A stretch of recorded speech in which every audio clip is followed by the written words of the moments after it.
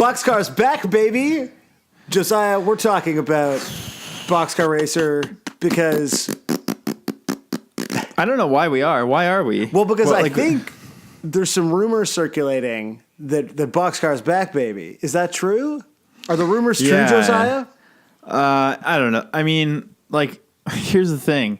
Tom always says that all this big shit is happening, and then he seems crazy for a little while, and then he like reveals that he's discovered the secrets of the universe. So, because he is actually at different times on a calendar year, he is different boxes on the Galaxy Brain meme, like depending on where you are. Yeah, that's true. It's really hard to know. Like, so basically, he last year.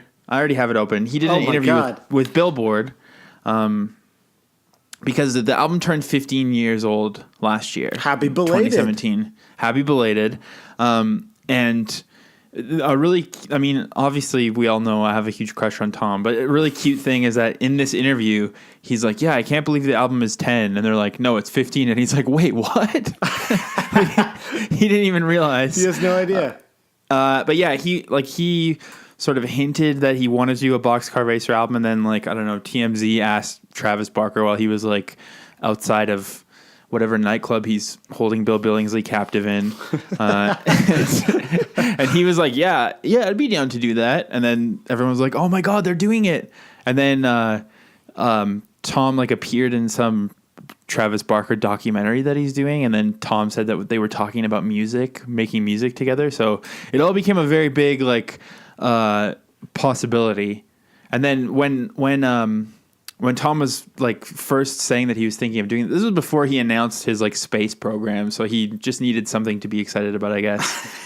But on Twitter he was like talking about like, maybe I'll work with this person, and I even did an Exclaim article because like he said he wanted to get Ian MacKaye to come scream on the new Boxcar Racer album. But he also wants to get Ben Gibbard on it. It's like, it's a real hot mess. Clearly, he hasn't listened to the last few Ian MacKaye projects and realized that no one got softer in the world than Ian MacKaye.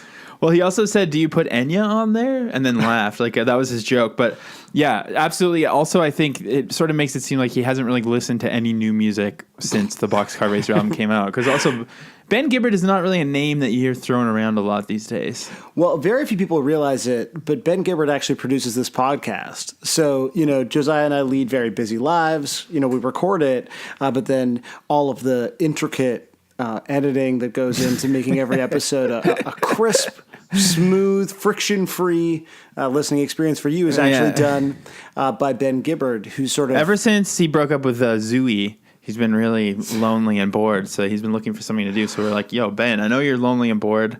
Yeah. And you're, Chris Walla, the guitarist, quit.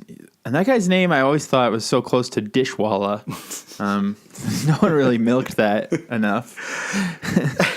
Did you ever see the Death Cab for Cutie documentary? I have the most like pretentious Death Cab for Cutie take, as you probably could expect. Well, but I don't know what is like the most pretentious Death Cab take besides just like they're bad.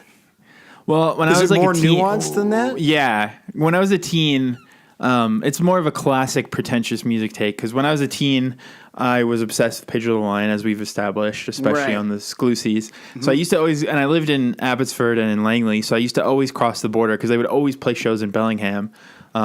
And so I've seen like multiple times. I've seen whatever the first album was, and then We Have the Facts in Our Voting Yes era Death Cab open for Pedro the Lion, and they had like hand silkscreen merch, and they were like an actual like opening band.